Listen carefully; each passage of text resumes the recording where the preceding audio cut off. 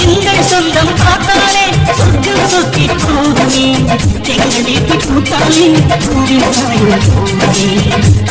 ஜும்பலக்கா ஜும்பலக்கா ஜும்பல ஜும்பாலே ஜும்பலக்கா ஜும்பலக்கா ஜும்பல ஜும்பாலே ஜும்பலக்கா ஜும்பலக்கா ஜும்பல ஜும்பாலே ஜும்பலக்கா ஜும்பலக்கா ஜும்பல ஜும்பாலே ஜும்பாலே ஜும்பாலே ஜும்பாலே ஜும்பலக்கா ஜும்பலக்கா ஜும்பல ஜும்பாலே ஜும்பலக்கா ஜும்பலக்கா ஜும்பல ஜும்பாலே ஏ அஞ்சலி what பேச்சாலி என்னது பெருச்சாலியா சும்மா sister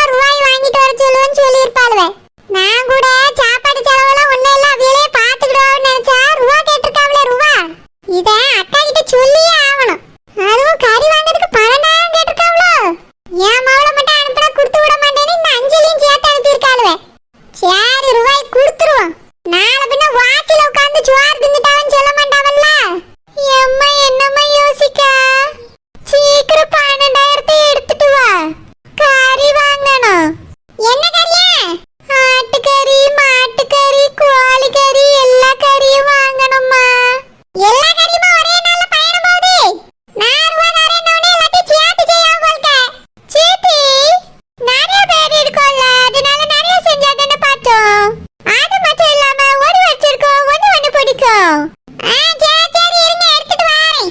ஆச்சி கொடுத்து எதுக்கு அக்கா வீட்ல சாப்பிடணும்? 2 கிலோ கறி எடுத்து இந்த வீட்ல எல்லாரும் பங்கு திங்கலாம். தோட்டத்துக்கு டூர் போவான்னு கூப்பிட்டுட்டு இப்படி ரூபாயை வாங்கியாவ. ஏனுமெல்லாம் எங்கேயும் போயிடக்கூடாது. அஞ்சலி, நீ சொன்ன மாதிரி எங்க அம்மா நம்பிட்டா. சில்பா, இப்படி கேட்டா ரூபா கிடைக்கும். நீ வந்து கூமுட்ட மாதிரி கேட்டிருந்தா கண்டிப்பா காசு கிடைச்சிருக்காது. நீ கரெக்டா தான் யோசிச்சிருக்க அஞ்சலி.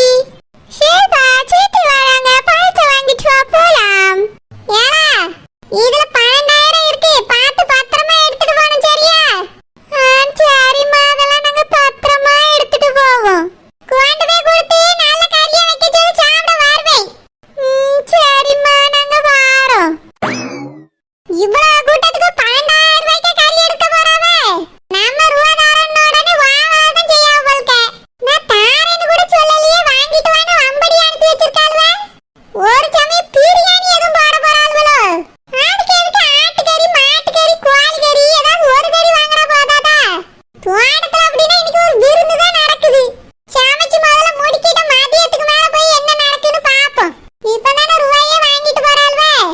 இனி வாங்கிட்டு வந்து சமைச்சு எடுத்து முடிக்க ரொம்ப நேரம் ஆகும். சொத்த நேரம் கண் அசந்துட்டு பிறகு போவோம். இன்னைக்கு கறிச்சோறுல நல்ல ஒரு புடி புடிச்சிடணும்.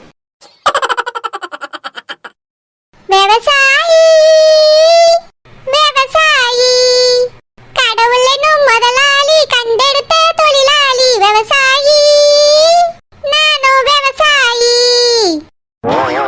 விவசாயி, விவசாயி. அஞ்சலி, இந்த இடமே நல்லதா இருக்கு. இதுலயே குழிய தோண்டி கறிய நட்டுருவோம். எந்த இடமா? ஆமா, இந்த இடம் தான். தோட்டத்துல இந்த இடத்துக்கு அவ்வளவா யாரும் வர மாட்டாவ. நம்ம கறி எங்கே வளர்த்து தினமும் கறிய சுட்டு சுட்டு திங்கலாம். ஷில்பா, நிறைய கறி வளர்ந்துச்சுன்னா நம்ம 2 பேர் மட்டும் எப்படி சாப்பிடுவோம்? கொஞ்சத்தை கறி கடை வச்சு வியாபாரம் பண்ணலாம். இப்போ நம்ம கறி வாங்கும்போது பார்த்தல, கறி கடையில எவ்வளவு கூட்டம் இருக்குன்னு. ஆமால அஞ்சலி. ஆமா, அதனால கொஞ்சத்தை நம்ம சாப்பிடுவோம், மிச்சத்தை வித்துடுவோம். இல்ல இல்ல, நான் எவ்வளவு கறினாலும் திம்பேன். ஏன் இந்த கறிய பார்த்து எனக்கு நொட்டை நொட்டையா வருது அஞ்சலி. இவ வேற ஒருத்தி நோட்டை வருது, கொட்டை வருதுன்ட்டு. நிறைய கறி வந்துச்சுன்னா நம்ம சாப்பிட்டு போக மிச்சத்தை வியாபாரம் பண்ணிடலாம். அஞ்சலி, உப்பு தடவி மொட்டை மாடியில காய வச்சோன்னா உப்பு கறி சாப்பிடலாம். அது எவ்வளவு ருசியா இருக்கும் தெரியுமா? அட சோத்து முட்டை, பச்சை கறி இருக்கும்போது எதுக்கு உப்பு கறி திங்கணும்? தினமும் மரத்துல இருந்து ஃப்ரெஷ் கறியை பறிச்சுட்டு போய் குழம்பு வைக்காம உப்பு கறியை திங்க போறாளா? இல்ல அஞ்சலி, கறி விளைஞ்சா நம்ம சோறே திங்காண்டா, 3 வேளையும் கறியே திங்கலாம். உன்னைய வச்சுட்டு 3 வேளை திங்க முடியாது, 30 வேளை தின்னாலும் உனக்கு பத்தாது. சரியான சோத்து முட்டை. தள்ளு, முதல்ல நான் குழிய நோண்டேன். அஞ்சலி, கரெக்டா இந்த இடத்துல நோண்டு. ஓகே. என்னது இது, கறியும் கைமான் கால்வே? தனி அங்க ஒரு சமையல் நடக்க போதோ?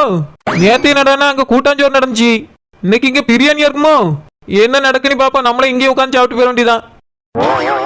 ஒழுங்கா பாடுபடு வயக்காட்டில், உயரும் உன் மதிப்பு அயல் நாட்டில்.